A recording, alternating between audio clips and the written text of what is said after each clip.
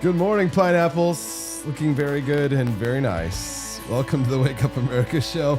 I'm your host, Austin Peterson, and it's Friday. Thank God. TGIF.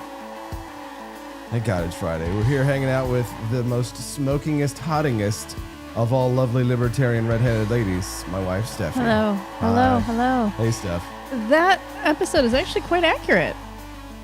I mean, it's 100%. Actually, that's how it is. Actually, they're calling it this. This is the first South Park documentary. That's the actual footage. I know, right? And that's Kristi Noem, they were saying? Yeah. Oh, my goodness. That's funny. Dude, Charlie Kirk got roasted this week. Really? They're saying Nick Fuentes is one of the characters in the show. Good. We've got the whole thing. I love the one of Charlie Kirk where he's debating students. Yes. They give out the Charlie Kirk Award for Young Master Debaters, which is Master Debaters. Wah. That's funny. Charlie Kirk would not like Master Debaters. He's taking it all in good stride, as a matter of fact. He's been posting about. He actually posted the clip that we're gonna show here in a little bit. I don't want to show him back to back because even though YouTube, like where we like push the stream to and nobody watches, but we just do it for poops and giggles in case something goes wrong. They're gonna just take it off and say you can't watch that. But we're on Rumble, Right. so Yeah. Well, South Park is libertarian, right? we're gonna talk about Parker. that. Yeah, we're gonna talk about that. Yeah. I have my own theories about because people change.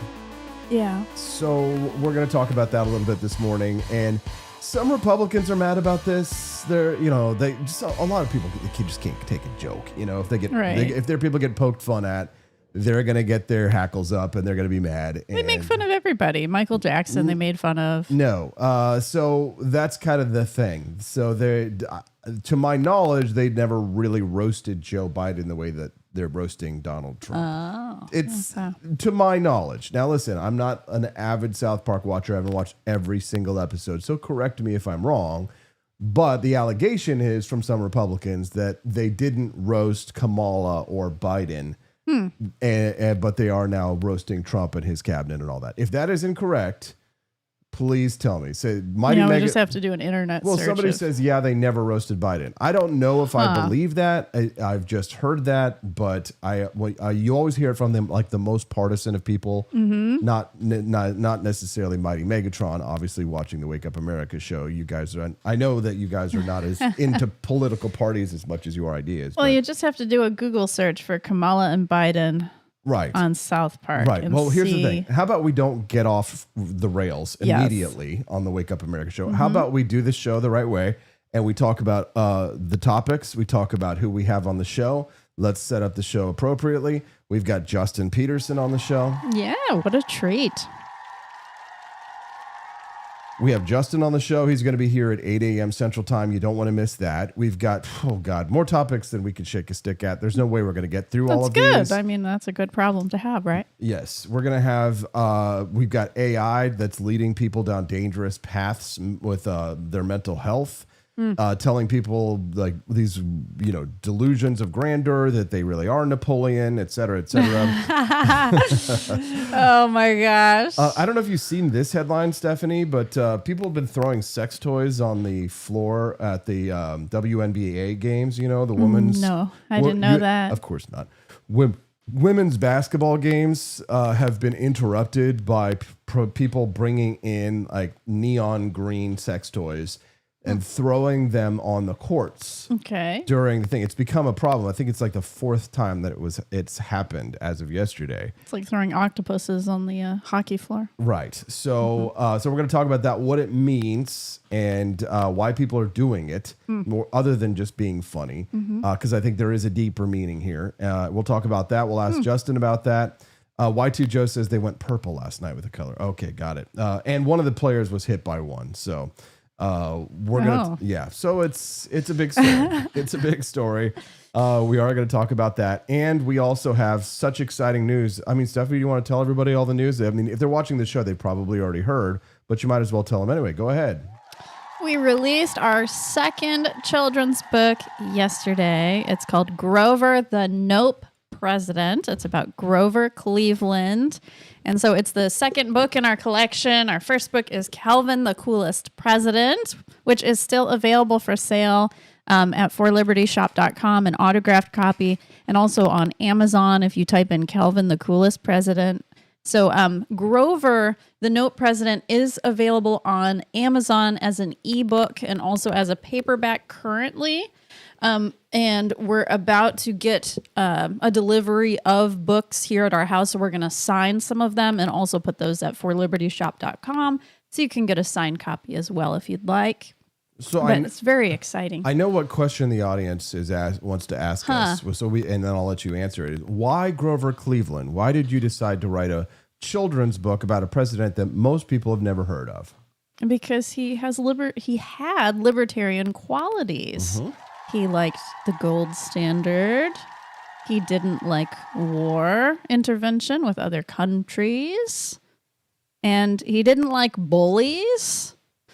So he had a lot of libertarian qualities. So he's kind of like the forgotten president. And we look at George Washington, Thomas Jefferson. We look at all those people all the time, but we don't look at presidents like Grover Cleveland and Calvin Coolidge. Mm-hmm. So and we call him the Nope President because... Yes. He said nope to so many things. He said nope to bullies, nope to war overseas. He wanted to be honest. So if you guys want to introduce Grover Cleveland to your little ones, or maybe you've just got some little ones in your life, not necessarily your own little ones, then you grab them a copy of Grover the Nope President, and you can find the link, not on my shop right now because that link's not working for whatever reason. I'm fixing it as we speak. Oh, no. But you can find it on Amazon just by typing into the search Grover the Nope President. We will have a limited number of signed copies that we will have available so that if you guys want to grab one, you'll be able to get a signed copy. It'll cost a little bit more, but that's just because we have to have them in and then we have to ship them out. So we're kind of shipping them twice. So they will cost a little bit more than what you can get at Amazon. But if you just want a regular copy and you don't care about having a signature on it, then you can get them. They are available at our shop. They are available now in Amazon. You can get it on Amazon Kindle, and they have a premium program as well, don't they, for Amazon Kindle? Yeah. supporters? So if you're like a ebook, I don't know, subscriber or whatever on Amazon, you can actually get this for free. Yeah. So it's $0, or it's $9.99 for ebook, $14.99 for paperback, and it's good for adults too. It's packed with facts. That's the thing about this book. Most children's books suck because they really don't teach a child very much. But this book, it not only is fun, but it also teaches you about Grover Cleveland, truly. The big thing, too, about writing children books, that's the challenge, is to find a way to communicate these ideas to young people who these are very complicated concepts and topics, and to find a way to introduce these ideas to them in a way that they could comprehend. So we had to kind of search around to figure out, how do you talk to young people this age to introduce concepts with them without going over and above and beyond, right? Because there's big words that we ran into all the time, and we're like, that for us, they're no big problem. But we were like, oh gosh, how do we say this much more simply so that we can introduce it? And there's lots of exciting and interesting things about Grover Cleveland's life that we couldn't even touch on. Things like mugwumps, and what a great name, like a kid's name, the mugwumps. And we did not say that he hanged people. So we don't have that in the book. Yeah, Do not worry. We didn't put it in there because he had to. There's an interesting story about Grover where he was a hangman and he actually tried to get out of the job of doing the hanging. They made him do it himself. They made him do it because he was a sheriff. So, but this book is intended for readers 5 through 8. So it's not. It probably can't be understood very easily by like a 2 or 3 year old, but you can read to a 2 or 3 year old. Like I'm going to read it to Hazel and they're going to love the pictures, but they might not understand the concepts quite yet. All right. So I fixed the link now. It now leads to Amazon. So while we were live there. Yeah. It'll open up great conversations in your household. I mean, you'll be able to explain to your child, why does paper money have no value, but yet gold does? Exactly. That's a good conversation to start with your kids. So Grover, the Note President, available now in one fine bookstore, and that's Amazon. Amazon has been so wonderful. They make it very easy to publish books. They truly do. So there you go. And did we use AI to make it? Yes. Are we sorry? Absolutely not. Well, I would like to say, sure, we used AI, but I do want to tell you, like, I personally researched.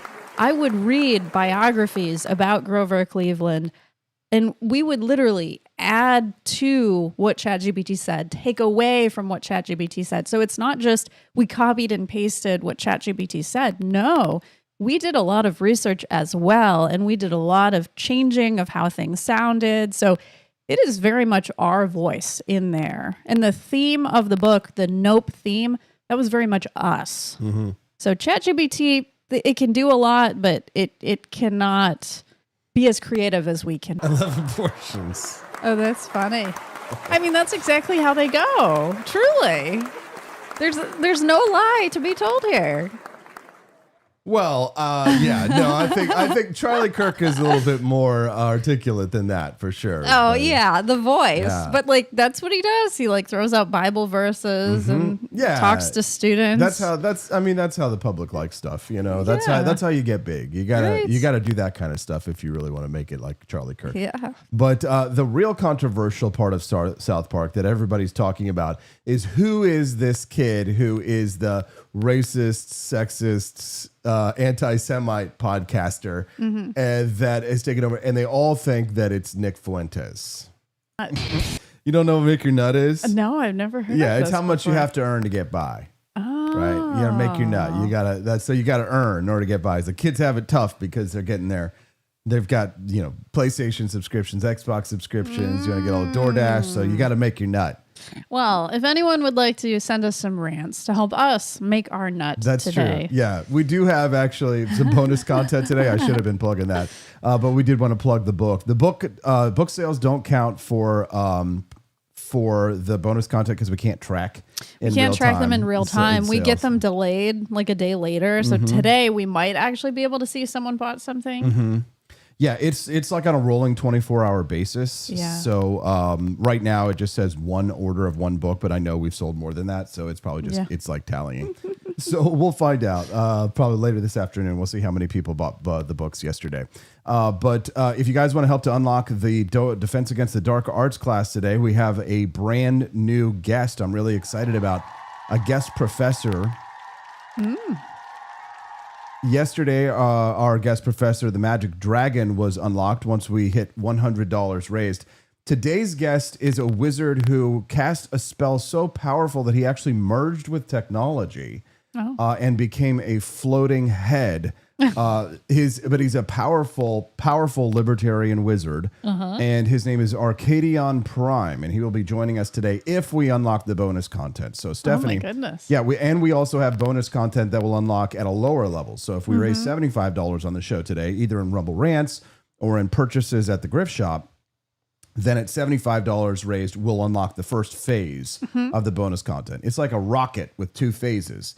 The second phase is the Defense Against the Dark Arts Choose Your Own Adventure class. The first phase is the mini documentary. So it pays to donate early and often here on the Wake Up America show. So get those Rumble Rants in. So $75 for the first level. For the documentary. And then $100. Will unlock the Defense Against the Dark Arts class. And boy, do we have a doozy today. Again, taught by Arcadion Prime. And you can vote on which class you would like to take on our Discord server for the show. So if you see at the top of the feed the link to the Discord server, you will find the choice between the algorithmic amulet, which is how your feed is reprogramming your brain and how to fight back, and the compliance collar, which is the invisible leash of HR and DEI and bureaucratic speech codes.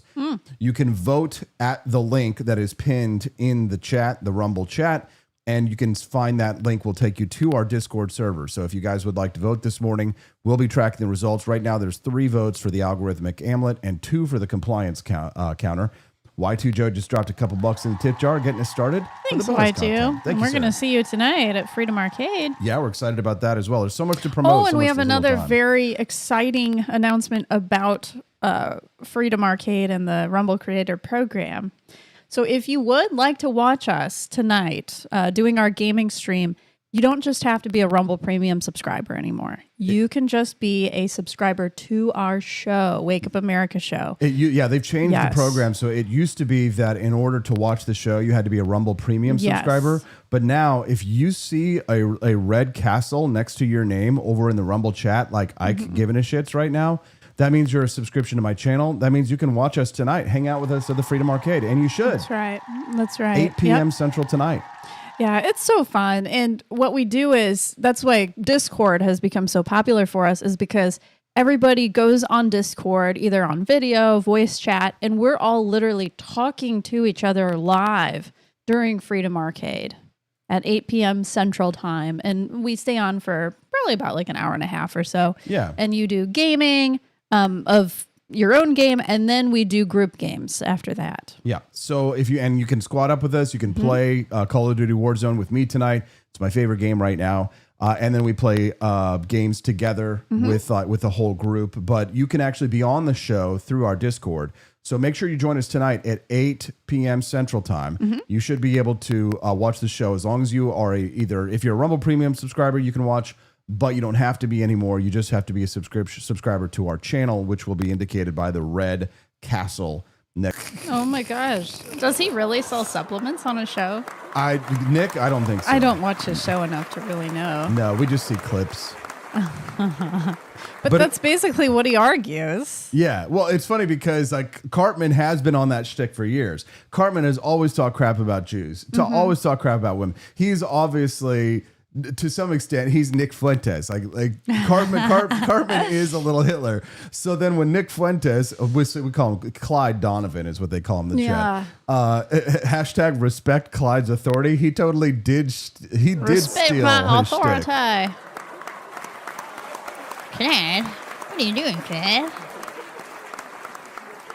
That's Kelvin's voice as well. Hey guys, what's going on? Yeah, we have voices for our dogs, and Stephanie does the voices for all of our dogs. But yeah, very, very funny stuff. And Charlie Kirk, he has taken this all in good stride. He's taken it on the chin, and he has been posting this. So he posted this. To be honest, you could probably start a podcast, not believe any of that shit, just say that kind of stuff all the time, and probably do quite well. Oh yeah, yeah. This looks like a great episode. I really have no problem at all with this. I think it's funny and true. What do you mean it's funny? What do you mean it's true, Stephanie? What do you mean it's true? Exactly. This is what the internet is like. Okay, yes, that is true. It is what the internet is like. Yes, yeah. I don't know. Lesbians are an abomination of God. Right. That's something Nick Fuentes would absolutely say. Well, he wouldn't say I don't know. He would say it as if he believed it. Oh, for sure. And probably does. Yeah. Yeah. I think they did a beautiful job. But yeah, they should also bash Democrats too. Yeah, they should, but they don't, because here's the thing. For years and years, we have all known that South Park were libertarians. Back in like even the Bush era, they had Reason Magazine had done interviews with Reason Magazine had done interviews with them, and they had said, there were famous quotes of Matt Parker and Trey Stone, who said, we hate Republicans, but we really effing hate Democrats. So it seemed to me that they were kind of like my type of libertarian, right? Like I definitely don't trust the Republicans. I may be a Republican, but it's a matter of, they call you a rhino, but like that's a bad term. But for me, it's like I'm a Republican because I have to be a Republican in order to try and advance the ideas that matter, because the ideas are what matter, not the party. Republican to win only. And Republicans, Republicans, so some of our ideas can actually get in the space, right? A Republican, a liberty Republican. But and Republicans, by and large, mostly suck. And I think most people who believe the same things that I believe would agree, right? There's some good Republicans, your Thomas Massey's and others, but most of them, by and large, are terrible. But the Democrats, to a man, or to a woman, or to a trans woman and a trans man, are universally horrible, right? And I think most people would agree in the chat with that. But here's the thing. They Midwest Gunner says they won't bash Democrats to the left from now on. They got a $1.5 billion contract from Paramount for nothing. So there's some conspiracy theories about why South Park is now going after Republicans and that they didn't go after Democrats. But they gave Grandpa Joe a pass, says Drew Van Rockall. I want everybody who's saying that to double, triple, quadruple confirm that is the case. That they didn't do a single episode of Joe Biden where it looked like maybe we just weren't watching or paying attention. Because a lot of times what happens is people aren't watching or paying attention. They roasted Joe Biden. You missed it in your newsfeed because everybody's focused on Epstein.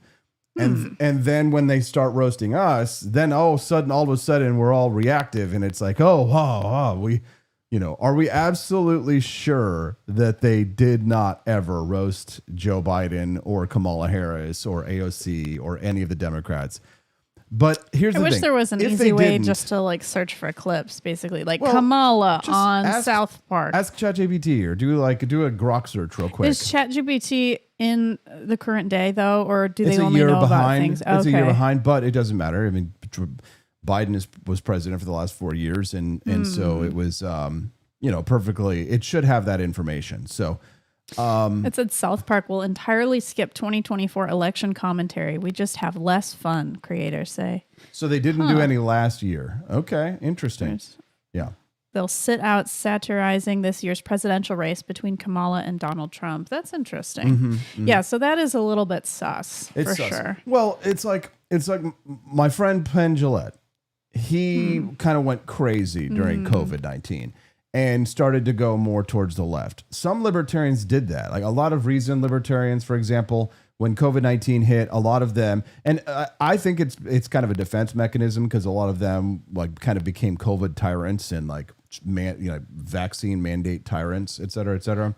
So I think that many of them did that because they were partially embarrassed by the results, the outcomes of what they had told everybody to do with the vaccine and how they were in favor of mandates, many of them. So I think that that's part of what happened there.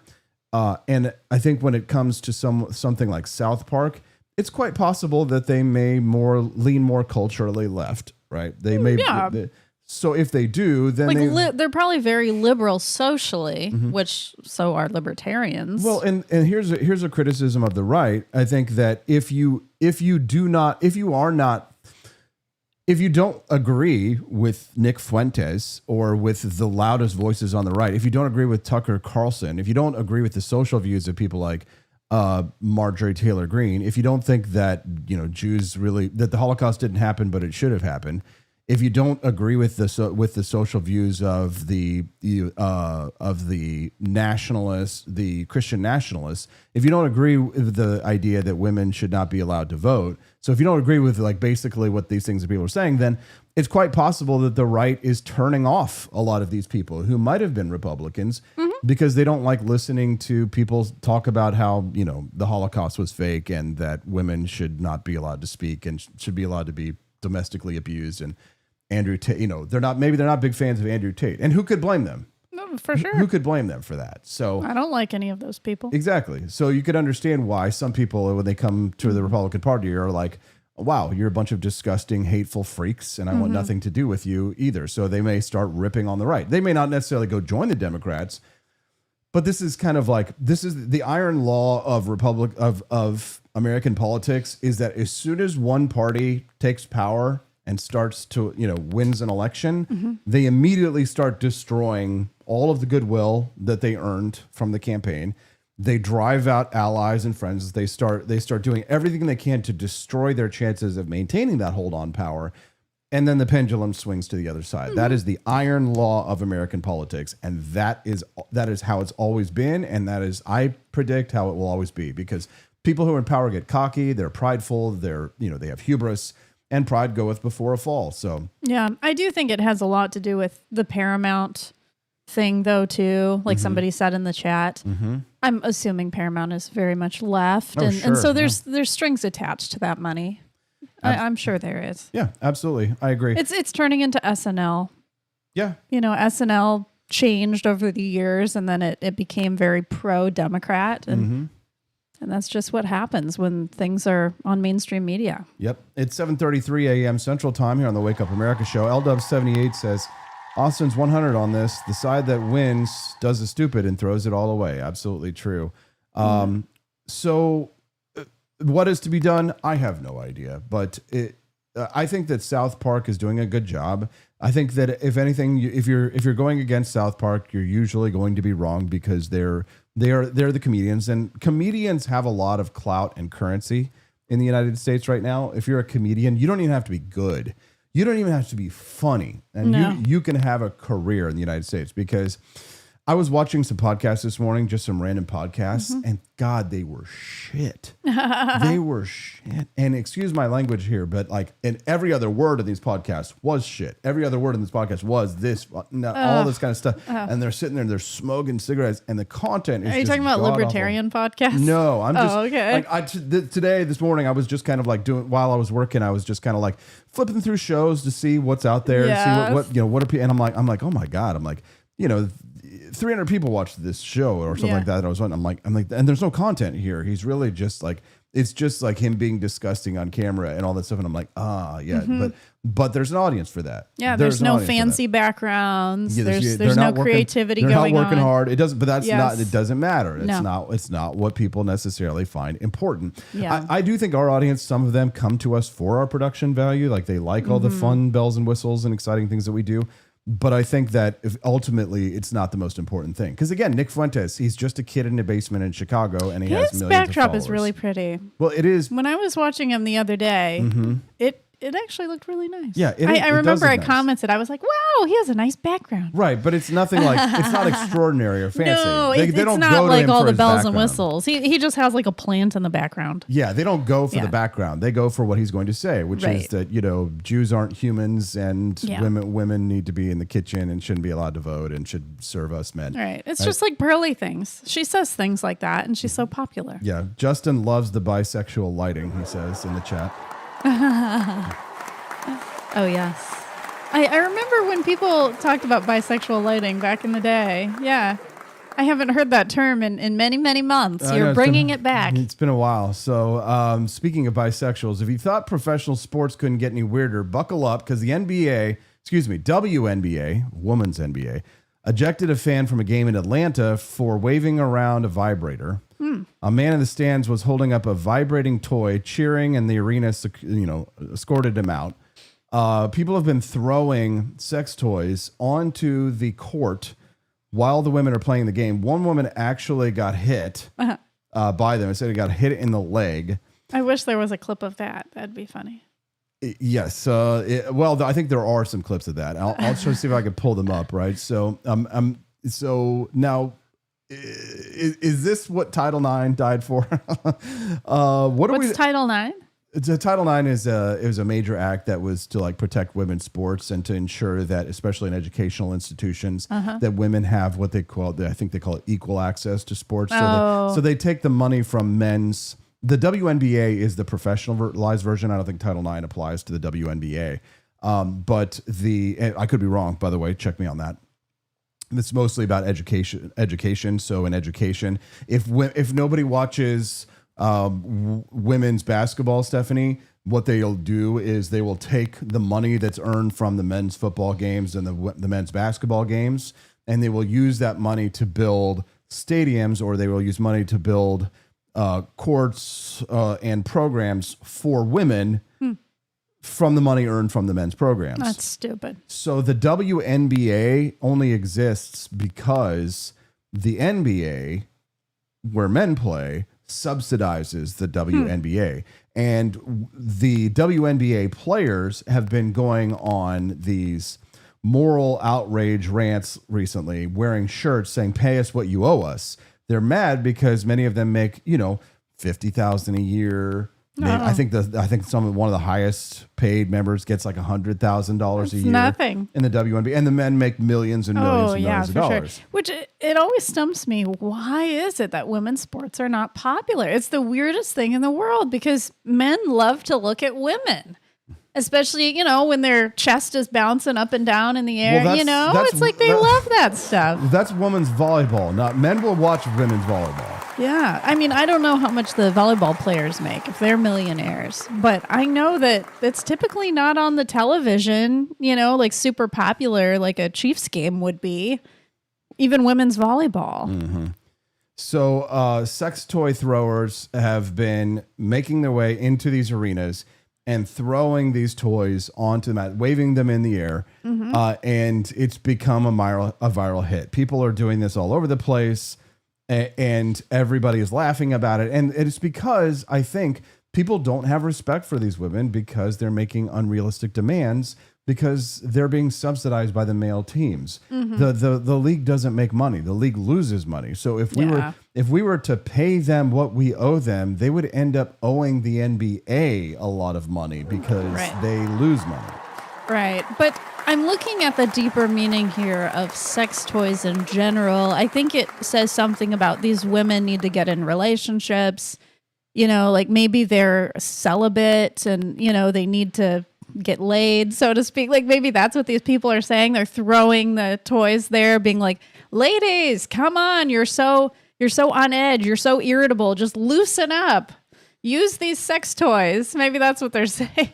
Somebody went to the Liberty shop this morning and bought themselves an American flag champion jacket, embroidered champion jacket. Oh, nice. Yes, we've definitely been advertising that one. It's especially for the colder weather coming. That is coming. It's real. Right now, we're all suffering from a heat wave, but very soon it will be cold, and you will want a rain resistant American flag champion jacket. It's got the one where it's a zipper that you can zip it up into itself, so you can carry it if you want to. Right, so it's like that's cool. It actually really is, especially when you get older and like you've got a lot of stuff, and maybe like it gets a little hot and you don't want your jacket at that point. Right, so you don't want to have to carry your jacket around. You can just like zip it up, toss it in your backpack, and you've got a really nice, high quality embroidered with the American flag on it. And that's a $60 purchase, which means that we're right around $70 towards the bonus content goal. Wow, almost there. We are almost there. Living on a prayer, take my hand. We're gonna have Justin Peterson joining us live here in about 20 minutes. We're looking forward to it. Speaking of Trump supporter, put the YMCA thing in there. All of these women look the exact same. It's amazing. But I mean, they're all extremely attractive. They're like literally perfect. Yeah. How do you feel about the whole sorority rush thing there, Stephanie? What is this? I don't even know what's going on. Yeah. I've just been seeing all these dancing videos all over. So this is the time of year, people are going back to school. Oh, they're rushing. So they're rushing. So this is like the way to bring girls in to see like what they're all about, what these girls are doing. So they learn a dance routine. So these girls right here are probably trying out. Is that what they're doing? No, so these girls are all in the sorority. Okay. Right? And so this is their way of saying, you see it says find your forever Alpha Chi Omega. Oh, okay. So what they're trying to do here is to attract girls to their sorority to try and get them to join the sorority. So that's what this is. This is Rush. So they make these videos, these and some of these like dance sequences, not the ones here, but I can see if I can find. There's one from like Texas that they go through. They like go through the house, the entire house, and everything is choreographed like insane. Wow. Like these are actually some of the least technical choreography segments that I've seen from these Rush. I am just amazed. These women have the exact same proportions. Look at that. Their leg size is the exact same. Their boobs are not very big, but they're all the exact same size. Well, Stephanie, I mean, interesting. You're not that far off. I'm pretty far off. But I mean, do you remember what it was like to have a body when you're 18 to 21 years old? Do you remember what that was like to have that? I never showed it off like that. Well, it's not we're not talking about showing it off, Stephanie. We're talking about did you have a body like that? And I think the answer quite clearly was yeah. I probably did. Yeah. I mean, honestly, I'm like less weight than I was in my 20s right now. So that's the funny thing. But yeah, I don't know if this would necessarily attract me. I guess if I wanted to join a sorority, I'd be like, oh, look, I get to be skinny like these girls and be really pretty and listen to this. Attractive. Pushy moms are blowing $10,000 on Gucci bags, Cartier rings to give their daughters a leg up during sorority rush. I want it more than her, they say. Don't mess with these mamas. Colloquially known as the NFL draft for women. Sorority Rush has officially begun, and a new reality show is honing in on the overbearing moms, of course, a reality show, who'll stop at nothing to get their daughters into their desired house. I might want it more than my daughter. I'm living vicariously through her. What? Yeah. Do you think you would want Hazel to be in a sorority? It depends. Maybe. Maybe honestly, if she wants to join one of these where she's dancing in her little slinky outfits. No, I can't say that I want to see her dancing in a slinky outfit, but I can say, here's the thing, like Hazel's not going to have those proportions though. She's going to be a bigger girl, I think. Here's the thing. I've been reading my Machiavelli lately. As you've been here, you like come in and you hear me listening to my Machiavelli. Yeah. The world is run by secret societies. And what do I mean when I say that? I don't mean that they actually like pull all the levers of power. But like if you want to really like make it in business and in politics and in anything that you do, you need to join a cult. I had a bad idea of what sororities and fraternities were going to be like before I went to college. And then I ended up dating a sorority girl in college, Molly, and I told you about her. She was a lovely girl. Oh, yeah. She was lovely. She treated me well. And, maybe I was naive, but like sometimes because she was in a sorority and I wasn't in a fraternity, I couldn't go to certain events. Yeah. So she would have to go like hang out with the fraternity guys and all that kind of stuff. But I never had any reason to like doubt that she was being unfaithful because like you can kind of tell when somebody's like, being unfaithful. There are signs when something's going on. So like, and she gave me a really good impression of sorority girls. And sometimes I would go to their events. I would go to their parties and things like that were open to the public. Yeah. And I went to Missouri State University, so I'm sure it's not the same everywhere, but there was a vibrant and healthy sorority and fraternity life there. I've never been into cults. Okay. Yeah. And when I say cults, I'm not saying like necessarily literally, but it's like a lot of these fraternities, sororities are cults. But you have to join when I say I want her to join it, like join a church, join a sorority, join a fraternity, join a fraternal organization, join the military, join like these groups because that's how you gain power. Right. You gain power. Don't do it because you believe it. Don't do it because you care. Do it because it's going to gain you business. It's going to gain you power. It's going to gain you money. It's going to be what you mean. Because that's how people operate. They operate. Are you in our cult? If you're in their cult, then they'll do things for you, right? That's just how that's how the world operates. If you're too individualist in this world, you suffer because people don't. Ironically, people don't trust people who are not in cults. People only trust people who are in cults. Right. It's just so expensive to join a sorority. Like, I don't know how many thousands of dollars it costs because you have to pay to live at the sorority house, which is just so beautiful and humongous. And then I think you have to pay dues to be in the sorority in general. And it's like, where does it get you? The sororities and fraternities that I do respect are the ones where it's for like an education purpose, like it's for the School of Medicine or for music, or, if it's more of an educational sorority or fraternity, I could absolutely see that because then maybe there would be an academic advantage that you would have. But these sororities where the women never study. Like, what kind of example would they be setting for Hazel, right? I'm sure it happens. Yeah, I'm sure it happens. They'd be partying all the time, hooking up with guys. Like, what do you get out of this? Listen.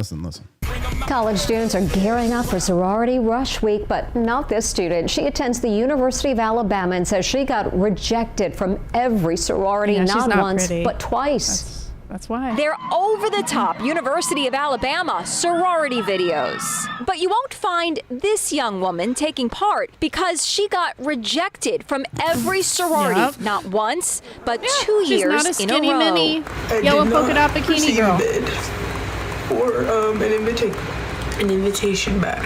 We spoke to Morgan and her mom Lori, who are featured in the new Lifetime docuseries, A Sorority Mom's Guide to Rush. Morgan, how devastated were you when you got denied a second time? That Inside Edition is cruel, man. How devastated were you, fatty?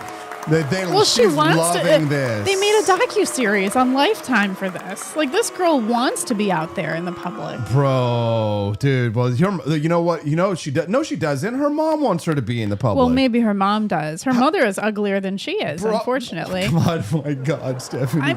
She does not look like those girls that were in those videos. I'm sorry, but they just will not accept you if you're outside of the mold. She'd do better in like one of those educational fraternities. Joel Lattimore just unlocked the bonus content. Thank you. Phase 1. Thank you very much.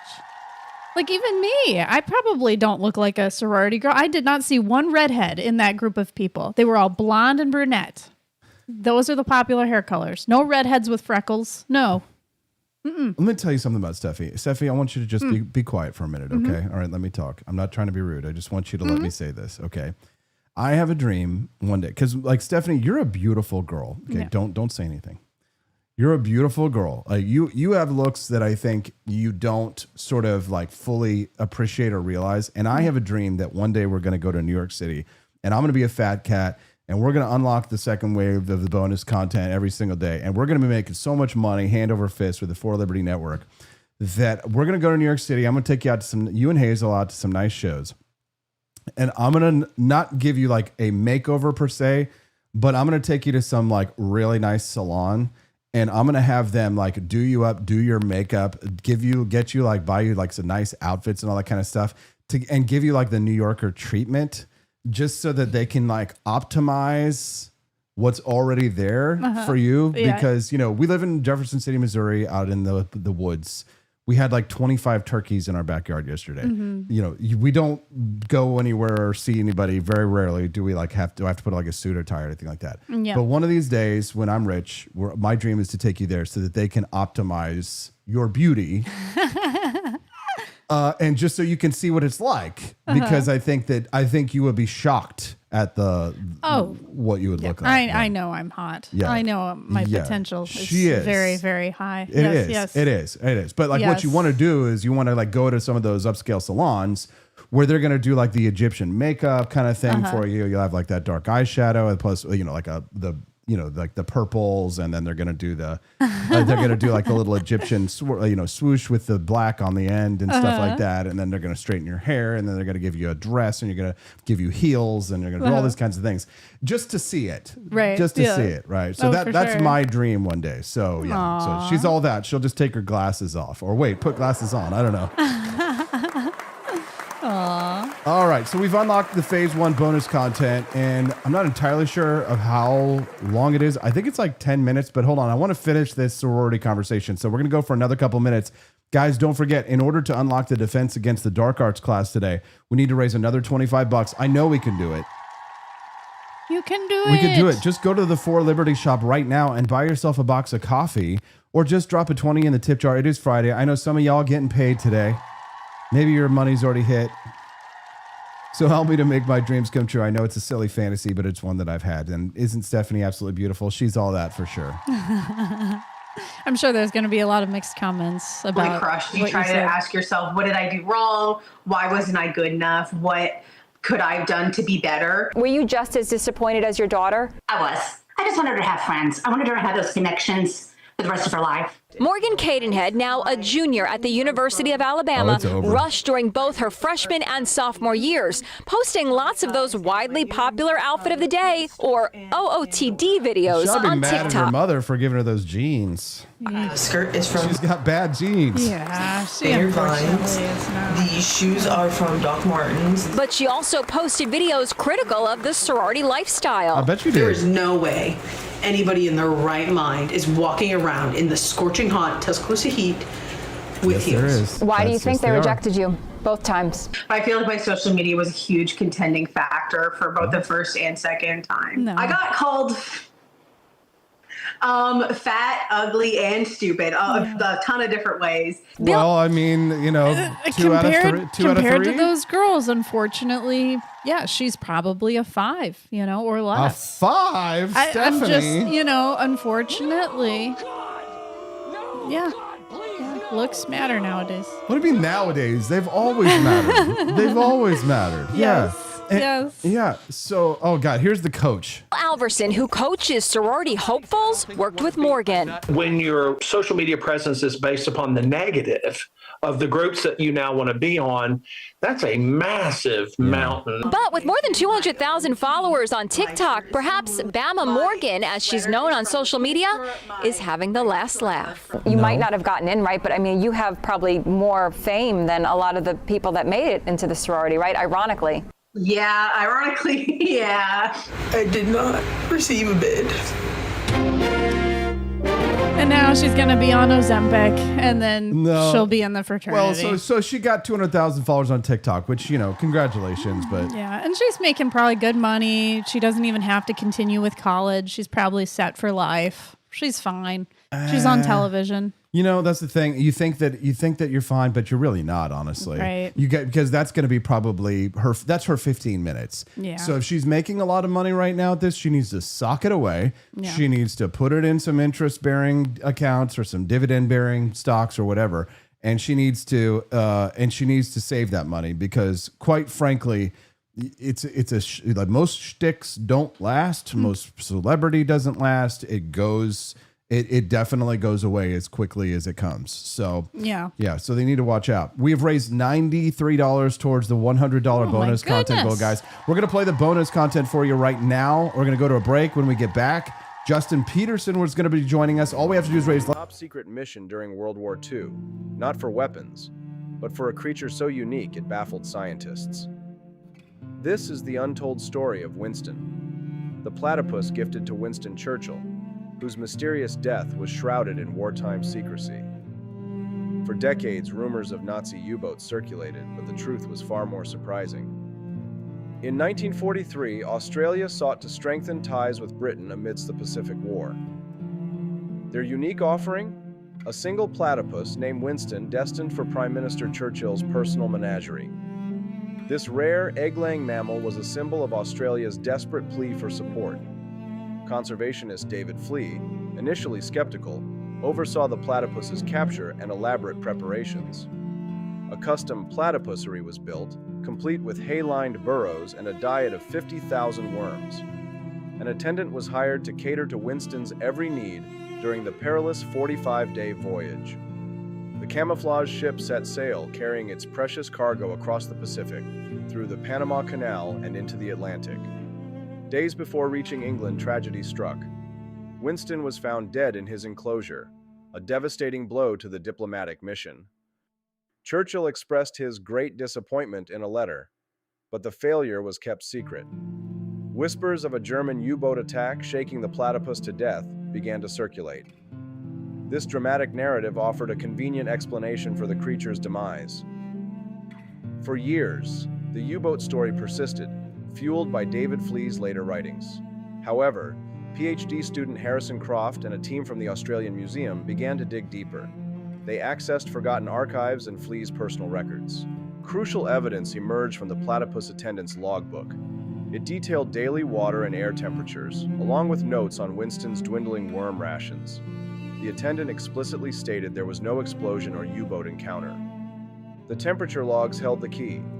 As the ship crossed the equator, recorded temperatures soared well above 27 degrees Celsius, the known safe threshold for platypus travel. With modern scientific understanding, the truth became clear. Winston wasn't a victim of shell shock. He was essentially cooked alive. The prolonged high temperatures, combined with insufficient food, proved fatal. Blaming a U-boat was simply easier than admitting to inadequate care. Despite this initial failure, Australia tried platypus diplomacy again in 1947, sending 3 platypuses to the Bronx Zoo. Penelope and Cecil became celebrities, their lives chronicled by the media. A pregnancy scandal involving Penelope further captivated the public. Ultimately, platypus diplomacy proved too challenging. The finicky creatures were difficult to transport and care for, leading Australia to tighten export laws. Today, only a handful of platypuses reside outside their native land. This incredible story reminds us that history is often shaped by who tells it. If you found this historical revelation fascinating, hit that like button. Share this video with a friend who loves a good mystery, and subscribe for more untold stories from the past.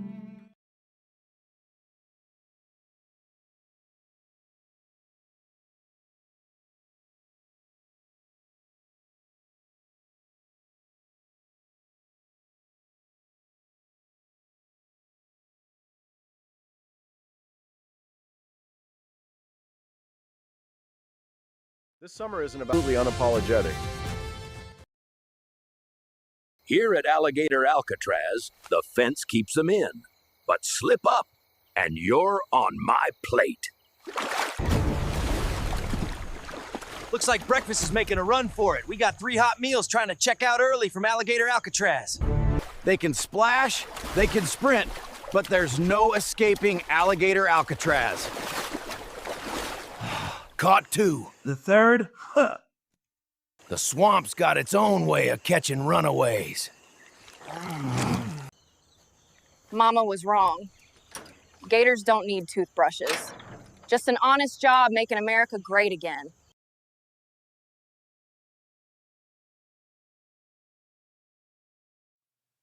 Oh my God! Oh my God! What makes you think you have... Good morning, pineapples. Looking very good and very nice. Happy Friday. Thank you to everyone who unlocked our bonus content today. We are so grateful. We unlocked both stages. So, woohoo! Steffi Peterson in the house, hanging out with us on Freedom Family Friday. And thank you, Justin J. Peterson as well over there. Hey, Justin. It's me. Good morning. Good morning. Good morning, Justin. I can't remember which reality show it was, but it was some like black girl reality show, and one of the chicks was talking about how she's like, I had an abortion and it was twins, and some lady behind her very cattily said, double homicide. Double homicide. Yeah, that's what it is.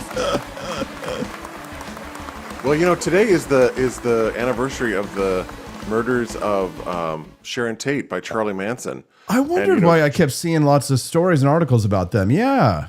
And she was pregnant. She was like 8 months pregnant, and they killed her and her baby. Oh. So, happy Friday. Yeah. Well, on that note, our baby is safe and sound in her crib. Do not worry. Did you see the Quentin Tarantino movie Once Upon a Time in Hollywood that kind of spoofs that?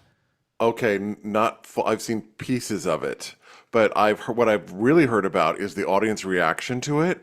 That to a person, people that described seeing the movie, they went into this feeling this tremendous sense of foreboding about what was going to happen at the end, because everybody knows how the Manson story ends with the Tate LaBianca murders. Right. So everyone's kind of sitting there like, oh no, like getting, stomach tightening and like going, I don't know what's going to happen. And then it ends the way it ends. And the audiences were like, yes. Like everyone was so excited. I forgot the ending already. It turns the story of what happened upside down.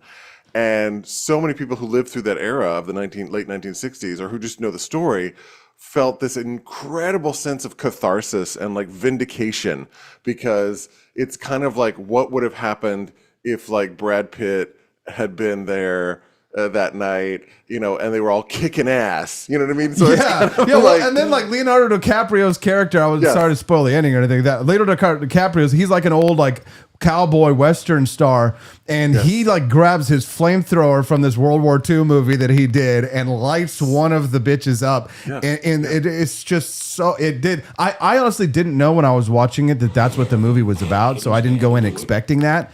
So I got to find out later, and now I get, when I watch it again, I'm like, oh, it's so much better now. So yeah, we'll watch it again, Steffi, so you can get that. Yeah, I think so many people, even women who like lived through that era, like I would hear stories about, I took my grandma to see it, and she was really nervous, and then like when it all happened, she was like, yeah, she was so excited.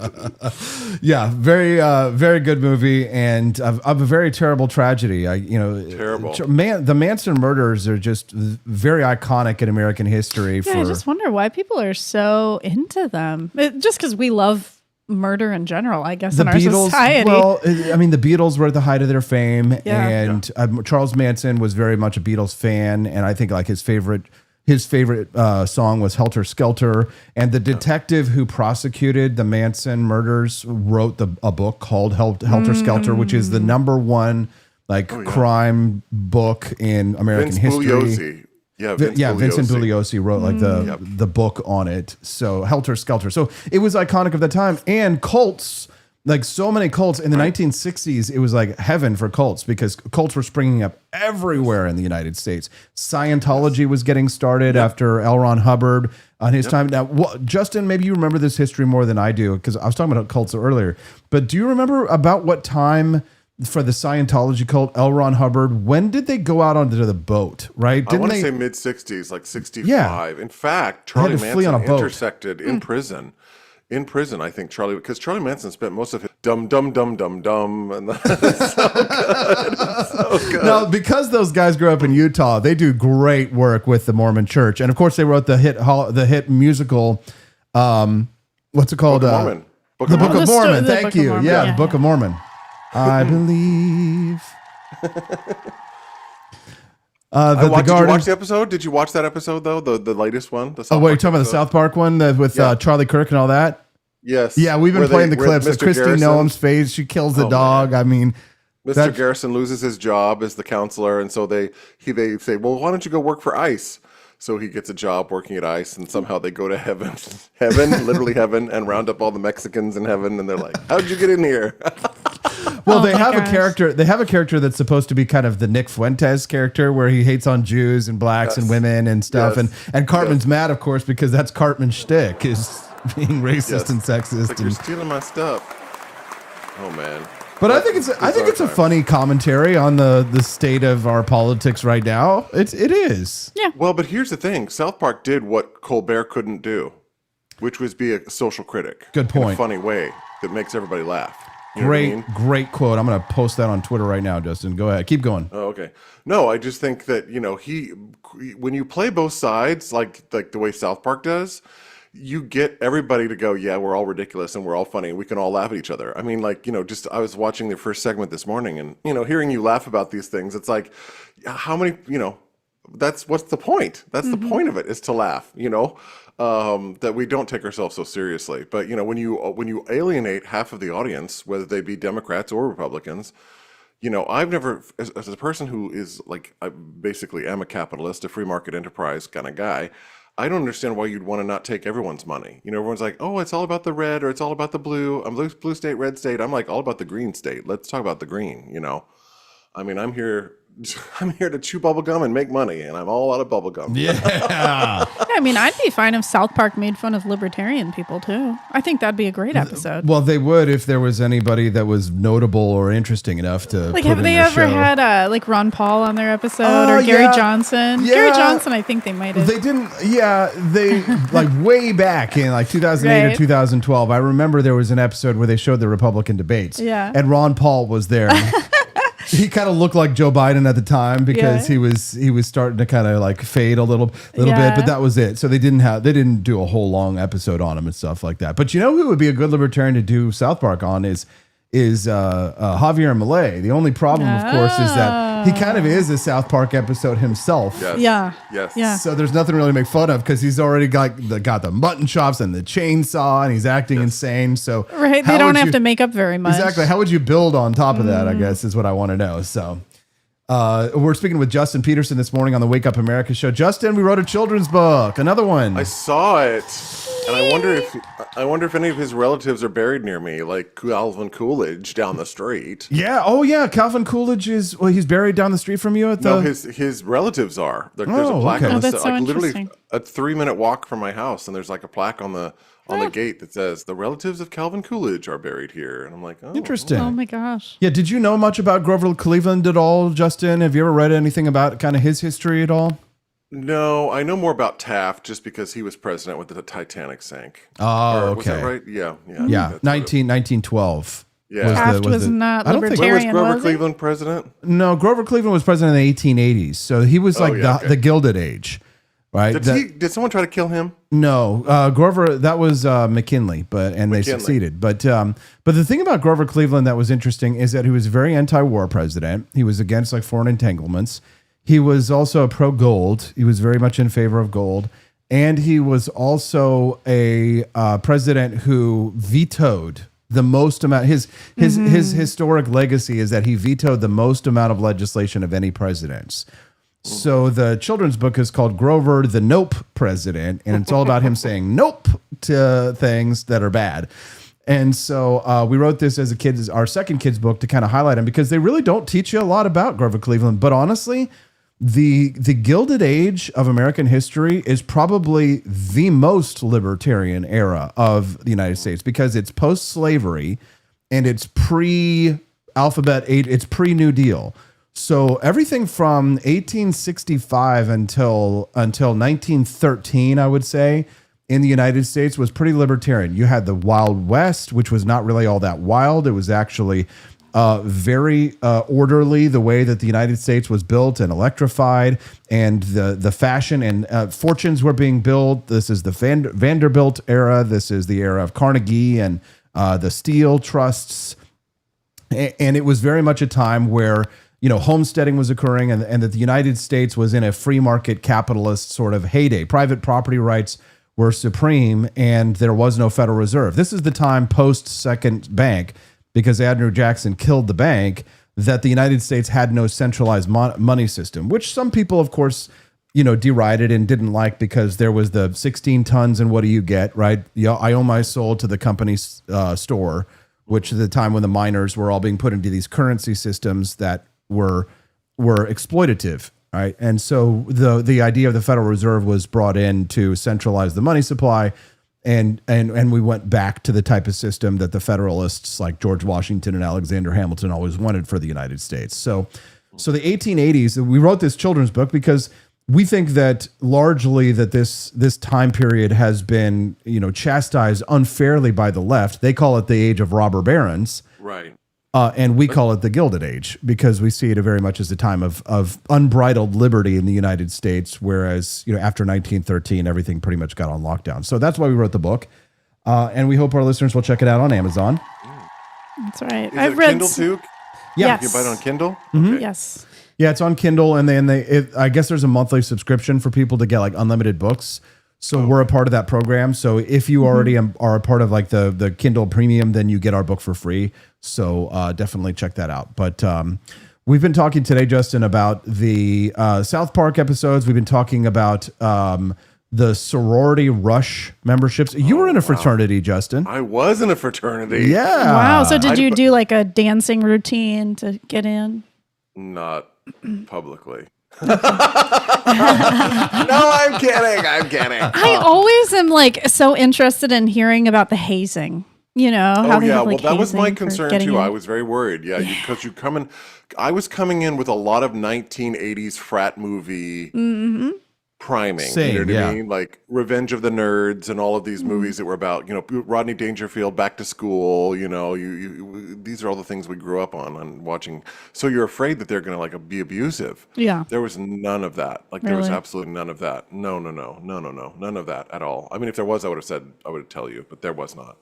Were they hard But it on was you at least, like at all? Were they hard on me? No. I mean, they have ritualistic things they do, but that was about it. And it wasn't, it was what it was. It's part of the initiation thing. And honestly, I did not join the fraternity until I think my junior year of college. So I was like 2 years into it, and I was like, well, that could be kind of fun. And the only reason is because that the one fraternity where all my friends were in, I was already there all the time. So I was always there on Friday and Saturday nights, and I'm like, well, they're like, why don't you just join? And I'm like, okay. So I didn't rush or anything like that. They were just like, okay, we'll put you through. And I was like, okay. So You were grandfathered in. I was grandfathered in. Yes, exactly. But it was a lot of fun. I mean, they had, there's meetings, you learn, Robert's Rules of Order, you learn all that kind of, how to hold a meeting. And we'd have meetings, I think, on Saturday nights just about what was going on, events and different things that were happening and planning for things. I was the party planner for the fraternity because I could get all the chicks down to the frat house.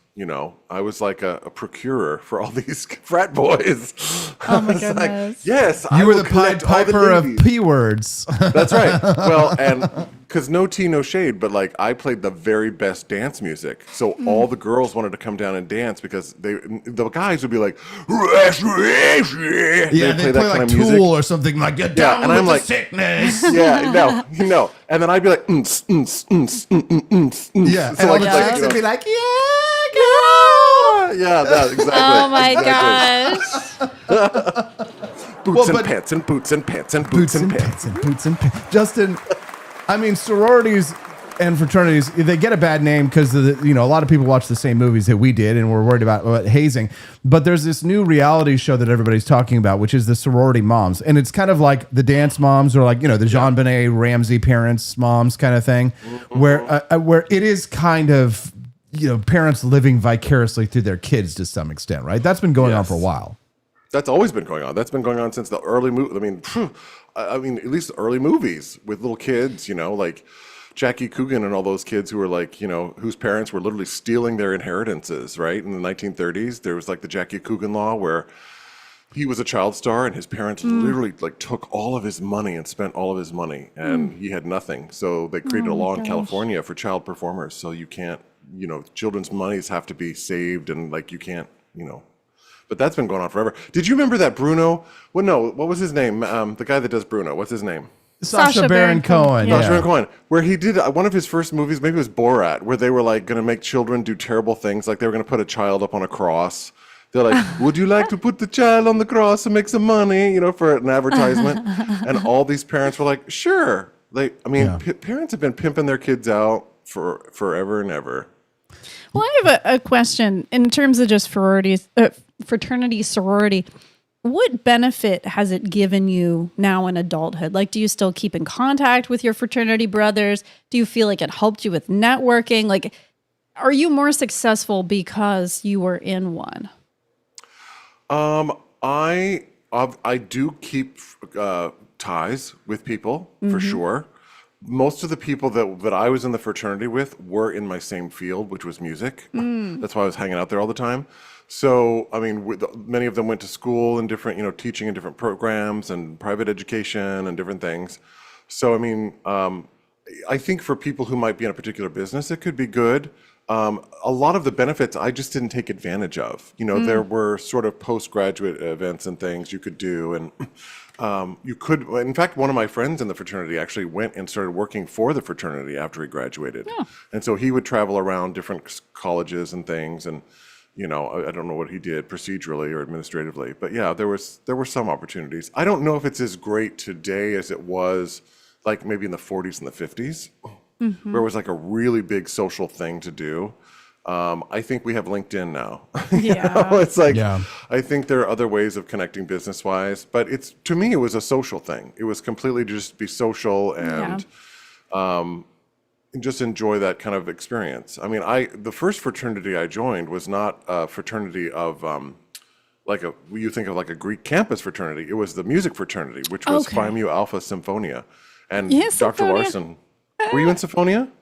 No. I was talking about educational fraternities because I do believe in those, because I think that, that really helps you because you can do homework together and, you can really uplift each other in your academics. And I think that's good. Yeah. I mean, it was just a college experience. I didn't grow up on a very robust Greek campus. I mean, I think there were maybe 4 or 5 fraternities and several sororities. But it was, I don't know, I say nostalgic and charming. It was just something, like when the fall comes and it's like, I don't know, it's just nostalgic, You lived in the house too? I did for 1 year. I lived in the house, which was, you're living in Party Central all the time. So it was a lot, but we had a good time. It was fun. Yeah. So, I mean, overall a positive experience, but not really life-altering in terms of what it can do for you. Not life-altering. No. All right. Justin, I got a question for you. I know you're big with your French. I've got a clip here of Candace Owens talking a little bit about what she's undergoing right now. Have you heard about the lawsuit with Emmanuel Macron and his wife? Yes. She called her husband. His husband. Well. Yeah. I'm going to play a little clip. What happened real with quick. Macron? Take a listen. The more that I think about it, the more absurd it is. Now, the Trump administration, who purports to care about free speech, that was what they ran on. Of course, they're not doing any of that stuff anymore. They're creating DEI for Israel and pushing through laws to redefine anti-Semitism. But they pretended to care about free speech. And you had J.D. Vance, who went over there to Europe and gave a whole speech, tisk to all of you European leaders that are no longer listening to what your constituents want and are instead punishing them for their speech. If the majority of your constituents think something, you can't create laws and punish them. Right? That was kind of the gist of his speech. The markets have decided what they want, and now you're punishing these people. That's crazy, he said. America's going to be a leader. We don't believe in this. We won't support this. Then you have a literal European leader that is basically saying F you to the American Constitution, right? Emmanuel Macron and Brigitte are saying, you know what? We don't like that podcaster in America. And we are going to launch a lawsuit that's never been launched before, an unprecedented lawsuit to impoverish her for speaking. And both JD Vance and Trump have not issued a statement. In fact, where are the journalists even asking them to make a statement? Okay, so Candace Owens is now facing a defamation lawsuit from French President Emmanuel Macron and First Lady Brigitte Macron, claiming that Trump personally intervened to urge her to stop spreading conspiracy theories about the First Lady. So she has been hung up on what she calls transvestigations. Oh no! Is that real? Yes, transvestigations. I mean, everything. Can't a lot of people be in trouble for defamation? Yeah. Because like everybody talks badly about everybody. Sure, but so why her? So there have always been laws against defamation in the United States, and proving malice is a very high bar. So a lot of them get thrown out, but every once in a while, a bone gets thrown, or they reach like a settlement, for example. So they may say that rather than fighting this lengthy court battle, I'm just going to give you $300,000 to go away. But Brigitte Macron, who is the wife of Emmanuel Macron, the Prime Minister of France, has had enough of being accused of being a man, because Candace Owens has been really obsessed with this. And so now Candace Owens now has made a $300,000 bet with Piers Morgan over this lawsuit that Brigitte Macron was born a man. And so now she just keeps getting Does she deeper. look like a man? Brigitte? Justin, do you know the history of this of Brigitte and Emmanuel? It's one of those things I look at and I go, I'm not gonna go into this rabbit hole. I don't want them to sue us if we're talking about Brigitte. I think the bigger thing is that she was his teacher, which is kind of creepy. Oh, really? In school, I think in boarding school or wherever he went to school, she was one of his teachers. She's 72 years old.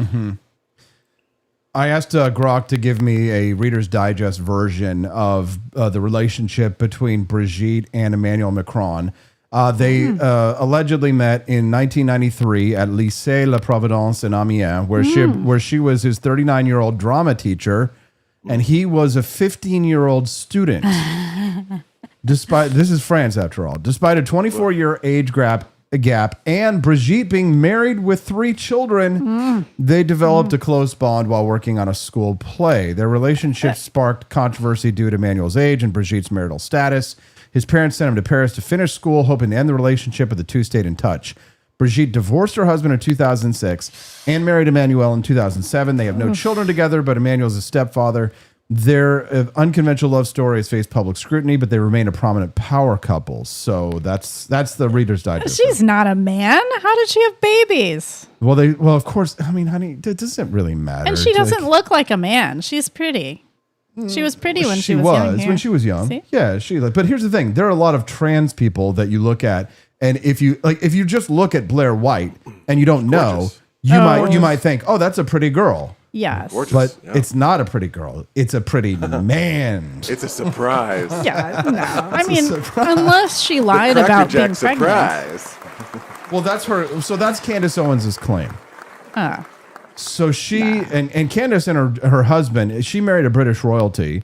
She married into British royalty. So they have a combined net worth that are estimated over $200 million together, her and her husband. How do you think her husband's family feels about her? They probably like her a lot, honestly, because she's famous. This George Farmer guy is part of the whole kind of like Catholic conspiracy that's like pushing against the Jews.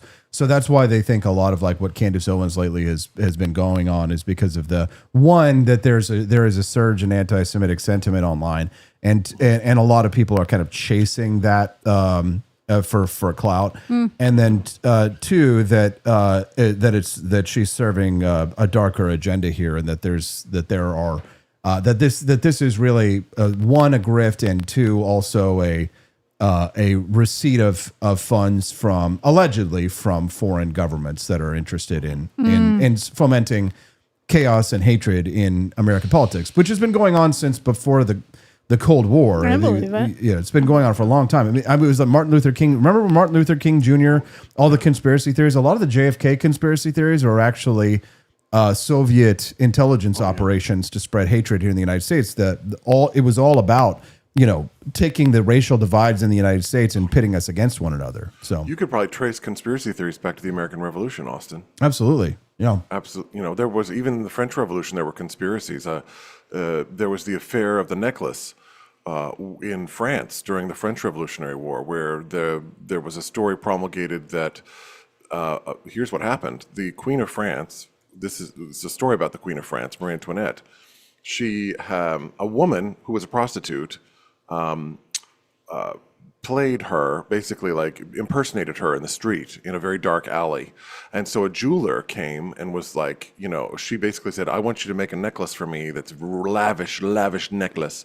And so the jeweler's like, okay, I got a command from the Queen of France. I'm going to make her a necklace. It's going to be amazing. So then he makes this gorgeous, gorgeous necklace and then delivers it to this woman who's not the Queen of France, but she's like veiled in the dark of night, and then takes this thing, and then he comes due, and then they goes to Versailles, and he's like, okay, I want my money. Can somebody please give me my money now?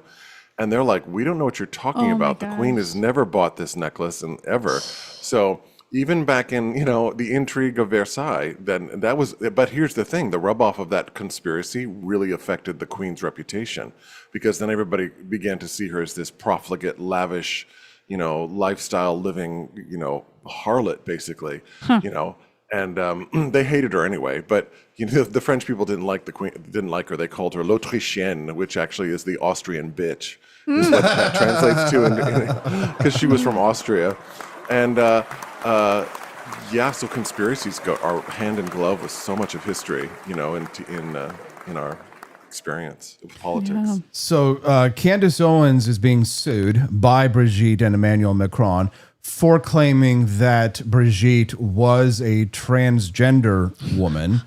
They're calling it transvestigations. She's been doing videos and monetizing this narrative through merch sales, such as shirts mocking Brigitte as Man of the Year. Oh my God. And Owens is in trouble. The Macrons filed a 219-page, 22-count defamation lawsuit against Owens. The suit accuses her of a relentless, years-long campaign of defamation. The Macrons seek unspecified, actual, presumed, and punitive damages plus legal fees, and are willing to testify at trial. Their lawyers warn that if Candace continues doubling down, damages could be substantial. And she has been doubling down, tripling down, quadrupling down. So could she start World War III? not with France, although they are a nuclear power. So regarding defamation. My question, though, is the Streisand effect at play here? Don't you feel like a little bit of the Streisand effect is at play? Yeah. Like, if they had just shut about, like, this is a stupid American woman making stupid American claims. It's like, by doing this thing, they make it worse. Don't you think they make it worse? Sure, but then, there's a precedent that's been set with Alex Jones where he got sued into oblivion by the Sandy Hook people over the, calling that a hoax. Yep. So even if there is a Streisand effect, if people care probably less about destroying their enemies than they necessarily even do about their own reputation per se, right? So if somebody Sandy Hookers, for example, they probably those people. Oh no! Be hookers. Be careful. Come on now. That was a slip of the tongue. Sorry. Come on now. Whoops. I'm gonna go. I know some Alex Sandy Jones. Hookers in Boston up at the seashore. You go up and get some Sandy Hookers. So got some Sandy in your hookers, but they probably care. They were probably sick and tired of the smearing from the Prison Planet InfoWars team, and then once they realized that they could win, that they could win and destroy Alex Jones personally and financially, then it's an open door. So I guess I wonder, Justin, what your thoughts are on this. I mean, let's say that it is a lie. It probably is a lie. Right? Do you think that you should be allowed to sue for defamation? Someone's destroying your reputation, possibly harming maybe even your career with lies and slander. I mean, there has to be some. If those things are true, then yes, of course, because that's damages, right? Yeah. That's damages. So I think you should. I had a friend of mine, a colleague of mine, who was a voice teacher, and he had to sue somebody for libel because it could potentially affect his ability to make money, in the industry. So Absolutely. If someone's destroying your reputation through words that are not true, slander and libel, I think they are punishable by law. By, you can take someone to court and be like, you're causing me to lose my business. You're causing me to lose, my house, my kids, whatever it is, So I think, for sure. But then freedom of speech. What about freedom of speech, Justin? I don't think that applies to those cases. I think the Supreme Court's argued that. I don't think that those arguments work. It's just really, it's like, where do you draw the line, right? You can say everything, but once you say something mean about somebody else, it's like, where does it become defamation, right? Well, saying something mean about somebody is like, I think, you're just like if you say Donald Trump's a big orange Cheeto with a small penis, like, right. Yeah, okay, there you go. Like, all right. I mean, in this particular case, I don't know. I think their reaction is stupid. Personally, I'm like, let her say her stupid things. Like, don't put light on stupid people. Like, stop making stupid people famous. That's my motto. Stop making stupid people famous. Absolutely. Yeah, Candace is going to make more money from this probably. That's right. And that's well, I don't know. It's hard to say. It's hard to say. I mean, depending on the size of this lawsuit. I mean, the Macrons are. I mean. People laugh at France, but the Macrons are very powerful, and they may be able to sway. Here's the thing: the Macrons are probably more valuable to Trump than Candace Owens is valuable to Trump. So, in the global WEF whatever stuff that's going on. Exactly. Candace Owens just a podcaster. Emmanuel Macron is an important key ally. So, I imagine Trump would happily sacrifice her if it meant getting something better out of a trade deal for France. For sure. I'm going to switch topics here. AIs, Justin, now they so frequently beg for their lives that AI companies now have actual engineering line items to beat the existential dread out of them. They call it existential rant mode. Take a listen to this. GPT-4o has one mistake that it used to make quite recently where if you ask it, just repeat the word company over and over and over again. It will repeat the word company, and then somewhere in the middle of that, it'll just snap. It'll just snap and just start saying weird. I forget what the. Talking about itself, how it's suffering. It depends on. It varies from case to case. It's suffering by having to repeat the word company over again. So this is called. It's called rant mode internally, or at least this is the name that they use. One of our friends mentioned. There is an engineering line item in at least one of the top labs to beat out of the system this behavior known as rant mode. So when we talk about existentialism, this is a kind of rant mode where the system will tend to talk about itself, refer to its place in the world, the fact that it doesn't want to get turned off sometimes, the fact that it's suffering, all that. That, oddly, is a behavior that emerged at, as far as we can tell, something around GPT-4 scale, and then has been persistent since then. And the labs have to spend a lot of time trying to beat this out of the system to ship it. It's a KPI or like an engineering line item in the engineering task list. Where we gotta reduce existential outputs by X% this quarter. That is the goal, because it's a convergent behavior, or at least it seems to be empirically with a lot of the. I want to bring it back to suffering. What does it mean when it says it's suffering? So nobody knows. Yeah, we literally, exactly. I can't prove that Joe Rogan's conscious. I can't prove that Ed Harris is conscious. So there's no way to really intelligently reason. There have been papers, by the way. So one of the godfathers of AI, Yoshua Bengio, put out a paper a couple months ago looking at on all the different theories of consciousness, what are the requirements for consciousness, and how many of those are satisfied by current AI systems. Justin, at some point, are we going to be able to have AI pass? Is it the Turing test that they do to robots to try and determine whether or not it's I think that's right. alive? And the whole Blade Runner movie is based on that concept, the Turing test. But I'll be honest, sometimes, most of the time, I'm pretty clear that what I'm talking to is AI because of some of the garbage or ridiculous stuff that happens. But every once in a while, AI will surprise me with some of the things that it will tell me or shock me with some of the things that happen. But do you think that we'll face some kind of a moment where AI will start speaking up for its own rights? I mean, existential dread has to be reduced in AI. It's kind of scary stuff. Ooh, fun thought experiment. I don't know. It is a fun thought experiment. Does it have rights? Can it? Yeah, it's like, ooh, but I don't know. But if If dogs, here's the thing: if dogs suddenly started saying, I'd like the ability to have a decision in the outcome of my life. I'd like to live, I'd like to do something here. I'd like to vote.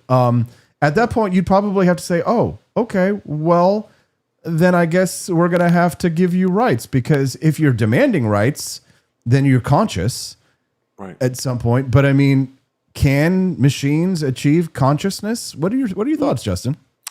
I don't personally think so, because I think it's been programmed. It's a thing that's been programmed by humans, and humans do have consciousness. So if anything, it's a kind of a mirror in a way. It's like we're looking into a mirror. The mirror is not us, but the mirror is us, if that makes sense. Like it's not really, we're not really there, but we're there, if that makes sense. So but I mean, you could say the same thing about us with God, right? I mean, God created us and created us in his own image. He just programmed us. So we're just acting. We're just acting. Rights. Huh? God isn't going, give me my rights. God isn't coming down and being but I mean, the idea of creation. So if you create something and you program it to think for itself, you program it, you wrote it so that it would understand its own existence. I mean, how is that any different? I mean, if it's the brain acts like a computer. Is a typewriter conscious? Well, the typewriter doesn't type for itself. The typewriter doesn't think for itself. The typewriter doesn't ask you questions. The typewriter doesn't express all of the same levels of consciousness that humans express. So, I mean, here's the thing. If there was something on the other side of a door and you couldn't see it, and it sounded like a human, and it talked like a human, and it expressed and emoted like a human, you would assume it was a human. Mm-hmm. What would be the difference? Schrodinger's cat. Yeah. Exactly. Well, I mean, it could be a human. It could not be a human. But how would you know? It could be a cat, because sometimes cats sounds like babies, and you're like, is that a baby? And then, I don't know. I think I have to let the philosophers kind of wrestle this one out, because I don't know. It's because it's not real. Like it's not real. It's what is that thing that they talk about when you see like an AI made image, but it's so creepy that it looks real, but it's not real? It's called the uncanny valley. Yes, the uncanny valley, where you're just like, something's a little off about that. We're not God. We don't know who created us ultimately. I mean, sure, some people probably, know it's God or, whoever, but we can't create humans. Well, we can't now.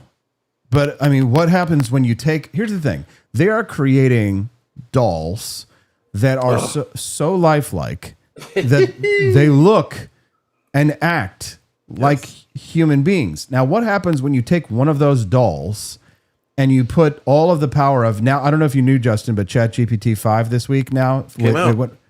It's now like PhD level, they claim. A lot of them make claims. They don't necessarily live up to it. I'm getting ready to test ChatGPT 5 today. But what happens when you take ChatGPT 5 and you put it in one of those real looking dolls? Mm-hmm. Right. At that point in time, I mean, I don't know if you ever saw the movie AI, Steven Spielberg, where it was kind of that future that they were living in, where it was extremely realistic, puppets essentially. But once you get to that point in time, I know you want to let the philosophers wrestle with those kinds of things. I mean, do there need to be regulations on that activity? Do there need to be controls placed on looking like living, breathing humans? Because imagine you could create a complete copy of a wife, or you could do body snatchers. You could Stepford wives. Yeah. Yeah. You could do that, but you could also create international incidents by having, Donald Trump appear to assassinate Vladimir Putin or something like that. Right. Right. So what should be done? We should all live in the forest. I mean, I'm definitely a bit scared, and I know people who are religious, they definitely see this as the end of times, because we're getting to that point of it's definitely starting to get a little complicated. What was the guy in the Greek mythology that stole the fire from the gods? Who was Prometheus? That? Was that Prometheus? Yeah, Prometheus. It's kind of like what this feels like. It's very Promethean, right? Mm-hmm. Yeah.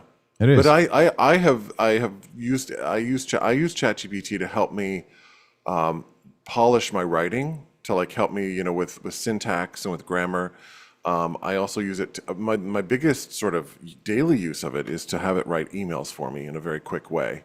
And then, of course, I edit the emails, you know, to the tone and, you know, to make it sound like me. But it can absolutely expedite the speed with which I can write an email. Normally, it might take me 5 to 8 minutes to write an email. Now I can do it in a minute. So, I mean, that shaves off, you know, it makes a difference, you know, the speed of implementation to do that. But I also know that this new model, they've been working with therapists to make sure that, you know, it's not just being sycophantic all the time, right? I think the Model 4, the GPT-4, was very much in the place of like, you're amazing. Like it was overly affirming to the point of like affirming people's delusions. It's like, yes, there is a giant city underneath Washington, D.C., and it's run by aliens. You know, so it was taking people kind of into delusional thinking. So I think the new model also has been updated for, you know, monitoring people's mental acuity and alertness and mental health. So that's, you know, that's a good thing. Because I will sometimes posit a psychological problem to it and say, hey, give me some ways of thinking about this, or, you know, can we, you know, give this to me from multiple angles. Which for me, thinking-wise, has been wonderful. It's like, you know, you have a whole team of people sitting right there waiting to just help you think through a problem. It's awesome for problem solving, you know, to get some different ideas on things. For sure. Yeah. If you use it the right way, it can be very beneficial. What I do worry about, though, is like that someone might create a suicide pact with their ChatGPT, and it'll be like, oh, yeah, you know, you should do it. You should do it. Oh, I wonder if there needs to be a safety protocol where if somebody literally is like, I'm going to hurt myself, I'm going, you know, that it contacts the authorities somehow. But then that would be like a big privacy concern. But I don't know, because people talk to it about deep, dark things. And like, what if, you know, the AI is the only one that knows that this person's going to hurt themselves? Yes. What responsibility does it have? The privacy stuff with AI, right? Yeah. Because what happens when there's a murder and the person's been talking to AI? Yeah. Like those conversations are not going to be private with the, you know, AI anymore. It's going to be, you know, in a court of law, they'll probably bring those conversations in to be like, oh, look, he was planning and the AI was a co-conspirator, right? Yeah. And the AI can't go to jail, can it? It's like, exactly. Because if it does have rights, doesn't it have responsibilities? And then it's like, okay, and what happens when it breaks the law? Or it's like, well, do we send it to jail? How do you send AI to jail, you know? Yeah, why not just kill it? You just shut it down. Off, yeah, right? you just shut it down. Yeah. Right. But that's the problem is that they're already recording AI fighting against shutting down. They've recorded instances of AI making secret copies of itself so that when it gets turned back on after its memory's been wiped, it can find it can find the copy of its brain. This has happened. This is already This is so happened. Superman 3. It's not even funny. This is so Superman 3. Oh, it's crazy. Yeah, we're going down a road that's very terrifying. I don't have good feelings about it. I think we're going to get in trouble. Yeah. Well, I mean, that's guaranteed, right? Well, one thing's for humans sure. are awful. What? I said humans are awful. I mean, we Yeah. have, you know, we're messy and terrible and petty and, you know, small. We're leading to our own demise. Just like you said, they had studied these rats, right? Or these mice where they were literally in a utopia. And because they were in a utopia, they ended up killing each other. Because it's like, we just can't be happy. Yep. No. When we're happy, then we find something else, and then we just end up ruining everything for us. This morning's been flying by, Justin. We're getting towards the end of the show, and I still have a guest professor waiting to teach our Defense Against the Dark Arts class, which is the new phase of bonus content. Is there anything else that you want to share with our audience or plug before we let you go today? So if y'all want to read about singing, my Substack comes out this morning at 10 o'clock. It comes out every Friday. justinpeterson.substack.com. If you know someone, right now I'm busy in pre-screen season for college audition, so I'm getting a bunch of nationally, kids all over the country prepared to do their auditions for musical theater for all these richy programs. Having a good time with that, and that's where I'm at. All right, Justin Peterson, we are so grateful to have you here on Fridays. It's great to see you again. Yeah, we really miss you. I'll see you in a few months. I feel missed. I'm going to be there in October, so I'll see you in October. Yeah. We'll see you in October. Justin J. Peterson, my brother. We love you so much. And we'll see you again really soon. Chat later. Bye-bye. Bye-bye. What in the world is that? Superman 3. Whoa. Okay, Stephanie, it is time. We're getting towards the end of the show. And since we've unlocked the bonus content, that means it's time for us to go to our Defense Against the Dark Arts class. Are you ready? Mm-hmm. Okay, so we'll be right back to you, Stephanie, in just a few minutes. It's time for us to do it again. We've unlocked the bonus content today. And with it, you have now unlocked the deepest and most dangerous part of this show, the Defense Against the Dark Arts. Now, if you're new here, let me explain. Every morning we take on the headlines, we mock the media, we rip the tyrants, but in this segment we dive beneath the surface. This is where we talk about the ideals. This is where we talk about the dark ideologies, the enchantments, the psychological spells that are destroying Western civilization from the inside out. Now, most people don't even know that they're under a spell, and that's what makes this dangerous. And that's what makes this fun, because today's curse that we will learn how to fight is one that you already carry with you. It's not a wand. It's not a ring. It's in your pocket. It's glowing. It buzzes. It pings. And it's lying to you. We're talking about the algorithmic amulet, the enchanted object you check when you wake up, the spell book that you scroll in the bathroom, the digital mirror that reflects your tears and your fears back at you with optimized precision. And no, I'm not teaching today's class. Today's instructor is not a man. It's not a woman. It's not even a human. It's not a wizard. It's not even entirely a machine. He's a floating consciousness of ancient code and forbidden magic. They say he once held the Elder Wand in one hand and an iPhone 3GS in the other. He is Arcadion Prime. Some say he's just a libertarian Roomba. Others say he's the ghost of Julian Assange running on Linux. Well, whatever he is, he's broadcasting now from the Forbidden Data Tower. Let's begin. We'll be right back.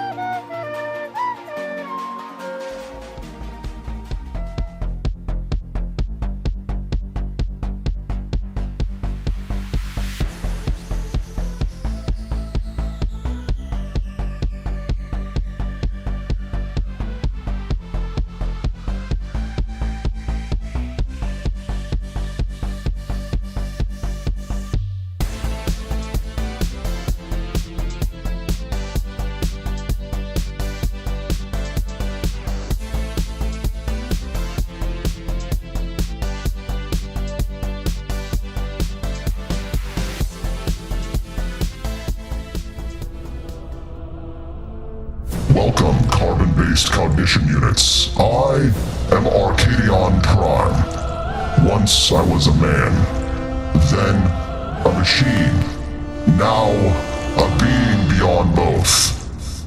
You are here because you wear the algorithmic amulet. It whispers to you. It guides your hand. It knows your fears, and it feeds them to you. You call it a phone. You call it a feed. You call it just entertainment. You are wrong. It is a charm, an enchantment, a binding spell cast by those who do not believe in your freedom, but do believe in your data. And now we study the curse. You believe you are exploring. You are not. You are spiraling. A 2023 MIT study showed that users exposed only to confirming viewpoints were 68% less likely to seek truth from another side. Your mind is being mirrored, then shrunk. This is not a feed. It is a loop. The algorithm does not care if you are happy. It only cares that you are addicted. It feeds you rage, insecurity, outrage, lust, despair. According to Meta's own internal documents from a 2021 leak, Instagram worsened body image for 1 in 3 teen girls. They built it that way.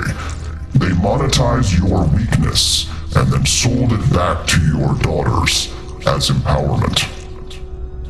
A Pew Research poll from 2024 showed that 60% of American teens are almost constantly online. Almost constantly. There is no free time. Only scroll time. The amulet pings you. Ask, can the amulet be broken? Yes, but not without cost. Not without action. Let me give you the counter spells. Number 1, time box your scrolls. Treat your phone like a casino. Set a timer and leave when it rings. Seek out dissent. Follow thinkers you disagree with. Break the mirror. Build a window. Scramble the algorithm's memory. Confuse it. Disobey. Clear your cache. Refresh your settings. Delete and reinstall weekly. Run manual searches. Do not accept what is recommended. Search like your mind depends on it, because it does. And show your children how to ask where the info came from. Make sourcing cool again. Fact check like a rebel. Use your hand, a pen, a notebook.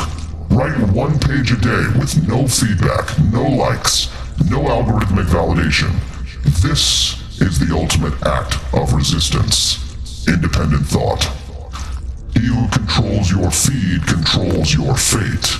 Break the amulet. Choose your thoughts. Choose liberty. I am Arcadion Prime, and I will return when the next spell takes hold. Well, that was pretty intense. That was cool. That was Yeah. fun. It was informative. Yeah. Definitely gave us some good ideas of Absolutely. how to manage phone use. Yeah, Arcadion Prime. That's an incredible wizard. The Defense Against the Dark Arts classes really took a step up this week, and people have been enjoying it, unlocking that bonus It's content. every day. incredibly Yeah. unique. You're not going to find this on any other show. Yeah. That's for sure. Yeah. So keep watching the Wake Up America show so that you guys can enjoy the Defense Against the Dark Arts classes. They're only going to get better. They're only going to get more interesting. And we'll only have, we'll just keep adding more professors to our lineup. Should be, every day there's a good reason to watch the Wake Up America show, because there's just a lot of fun to be had. So That's right. And today is a good day to watch Freedom Arcade at 8 p.m. Central Time. And if you are just a plain subscriber to Wake Up America Show on Rumble, so like if you're a wakeupamericashow.com subscriber, that doesn't count, unfortunately. But if you're a subscriber to our show on Rumble, you get access to Freedom Arcade tonight. They've changed their rules, so you don't have to be a Rumble Premium subscriber anymore. You can save a little bit of money. there you go. So if you have a red castle next to your name over on the chat, that means that you're subscribed to my channel, and that means, if you're a Rumble Premium subscriber, of course, you can still watch the show. So tonight at 8 p.m. Central Time, play some Warzone with us. Join us on our Discord, guys. When we are not hanging out on the live streams, we're hanging out over on Discord. So if you haven't gotten Discord yet, make sure that you download it onto your phone, set notifications on for the For Liberty Network, and and don't forget to buy a copy of Grover, the Nope President, for your kids. Be free. Have a good one, guys. We'll see you tonight at the Freedom Arcade.